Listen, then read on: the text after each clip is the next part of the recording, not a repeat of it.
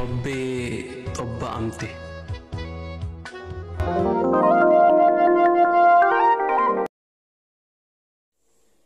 يا شما السلام عليكم ورحمة الله وبركاته. يا بغدوف نسنين جتشا يوتيوبر الرا يوروبا يداف بنجرا بدون كينيا سبب كبا سبب نساء غرفون دراتت سنيهما إيجا هرّا مال كبتة دفته جتشون كيسين أولو وانتي قويا هرّا كبتة دفه واحد دودا dhugaa rabbii dhugaa dubbachuudhaaf ani eenyumaa ilmi namaa wal qixa jedhee yaada. Garuu har'a wanti akka malee na aarsee akka malee na dallansiisee ana qofa osoo hin taane hawaasa keenya dallansiisee akka malee dallansiisee waan kana namni hundirraa aaree jira, irraa dallanee jira, miidiyaa irrallee deddeemaa jira. Wanti kun maa inni mucaa xiqqaa umriin isaa amata lama kan ajjeefame jechuudha. Gurbichi gurbaan asirraa biyya Saa'ud Arabiyaa irraa qabee galeenii naagaliin jedhee akkuma ilma nama tokkootitti itti kennate jechuudha. Mucaa amata lama, mucaa qaxalee, mucaa kichuu. Dhugaa dubbachuuf ani waa'ee kanarratti hedduun aareellee jira, hedduun bakka wannin godhullee hin dhabee zabanni kunuu zabana akkamii akka ta'e waan baay'ee natti ulfaateef dhugaa dubbachuudhaaf baay'ee nama dhiba.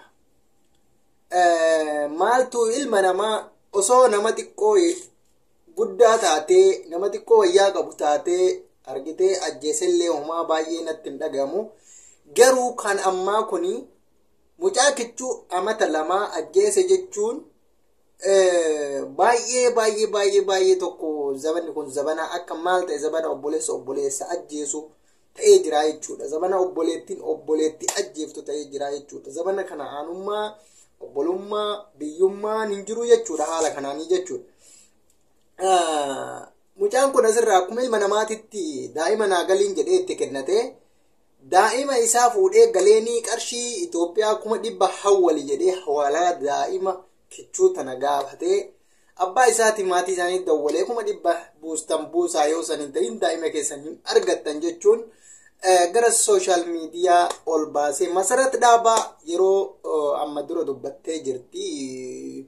Miidiyaa irrattis dubbattee jirti, barreessitee jirti. Akkasuma Abdii Geetaachoo faallee namni hedduun gadi furee jira. Maatiin qarshii 100 jedhanii 100 gaafatamee 100 jarana yeroo ammaatti osoo walitti guree waan namni 15 irraa kafaluu danda'udha jechuudha. Garuu wanti kun akkana ta'a jedhee namni yaada hin jiru. Osoo akkana ta'a jedhee yaadee namni mallaqa kanaami kana olillee guree lubbuu kichuu kana baraaruu danda'a jechuudha. Gurbichi kuni akkuma namaa asirraa fuudhee galeenii erga galeenii akkuma yeroo ammaa kana karaa Yaman, karaa huduuda Saudi Arabiyaa seensa Saudi Arabiyaa kanarratti qabanii ilma namaa hawaalaa hagana buusi jedhan hawaalaa kichuu kana akka buusan warra isaanii gaafate. Warri isaanii kanaaf gara nyaattiin ilma namaa hin jiru jechuudha har'a booda. Maaliif yoo jenne namni ka bar mucaan isa ajjeese kun mucaa ilma adeerati moo maar waan jedhamu hilleetu jira. Tarii firas ta'uu danda'a, tarii firas dhabuu danda'a. Laalle inni kuni fira akkana godhee osoo kan biraa taatee hoo maal akka godhu waan baay'ee tilmaamuun nama dhibuu miti jechuudha. Kanaaf hordoftootatti gochi kun gocha suukaneessa hamaadha. Viidiyoo kana hanga dhumaatti isin dhageessisa. Mucachi kuni waan baay'ee garaa nama nyaatudha. Waan baay'ee wallahi dhugaa isinitti himaanii baay'ee tokko garaa na nyaate. Kanaaf inni waan goonu hin jiru osoo lubbuun isaa hin jiru osoo waan miidiyaatti gadi baanii himatan tahee hanga tokko hawaasni waan tokko godhuu danda'a jechuudha. Kana bar waan namni tokko kan 2, 3, 4 xumuruu danda'u.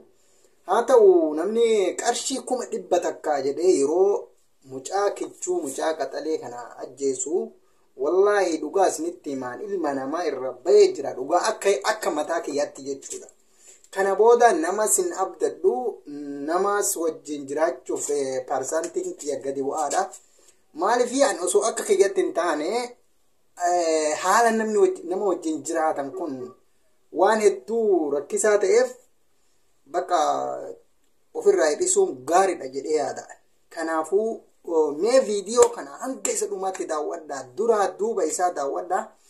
Akkasuma yaada keessan koomantii jalatti nu kaayaa isiniin jenna. Yaadni keessan koomantii jalatti immoo nama kana asnuu fidiyoo jettanillee barbaadne nama kana yoo qabatamaan qaaman nama kana yookaan abbaa isaa yookaan maatii isaa arganne miidiyaa irratti ol isinii baafna. Amma fi viidiyoo kana like share godhuun akka namoota hedduu bira gahee akka maatii isaanii biraa yoo gahee gara miidiyaatitti nu qunnaman taasisaa isiniin jedha. Assalaamu alaikum wa rahmatullahi wa barakatuh. Share, like, subscribe gochuun dagatinaa. Bye. Obba amte.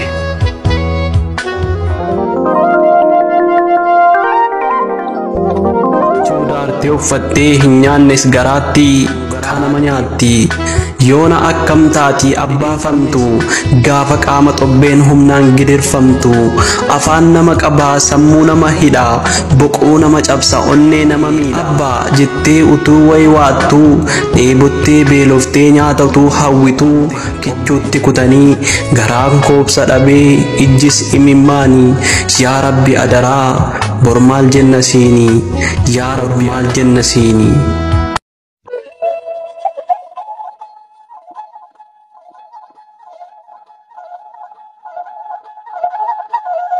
Yooyaa shamaa akkam jirtu kabajamtootaaf hordoftoota qophiilee tokkummaan bakka jirtan hundaatti hunda keessaniif yaa ta'u jecha guyyaa har'aallee buttaa yookiin hanna yookiin immoo ukkaamsuu daa'immanii wal qabatee oduu nama gaddisiisaa jiraatii haga xumura qophii kanaatti laayikii fi sheer akkanumallee subscribe gochuun na waliin turaa jecha appilikeeshinii baarraa gara biyyaatti biyyaarraa gara biyya hambaatti intarneetii qofa fayyadamuun bilisaan nama bilbilchiisuu yoo barbaadde viidiyoo kanaa kan jalqabaa jala waan jiruuf linkii sana tuquun itti fayyadamaa jecha gara odeeffannoo kanaatti.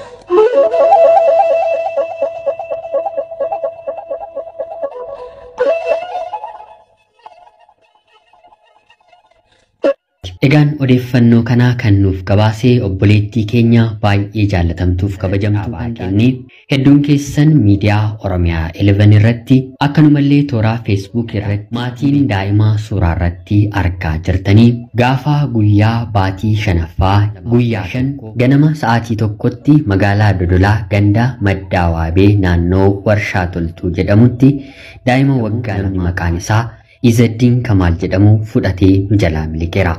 Namni Izaddiin jedhamu kun daa'ima qarshii 100,000 yoonaa kaffaltan qofa jechuun maatii doorsisaa jira.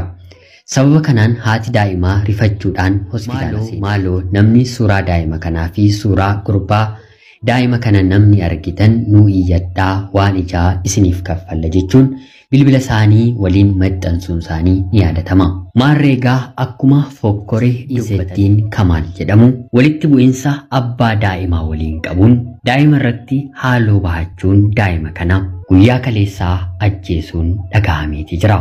Obboleettiin keenyi Masarat Dhaabaa kennee tooraatii nama 200,000 ol kan hordofaniin dhimma kana maxxansus poolisiin yookiin immoo qaamni dhimmi isaa ilaallatu daa'ima kana dhimmi kun nagalche jedhee lubbuu daa'ima kana waliin taanee baraaruu otoo dandeenyu kunoo ijji keenyi otoo arguu galaafatamteetti jechuun gadda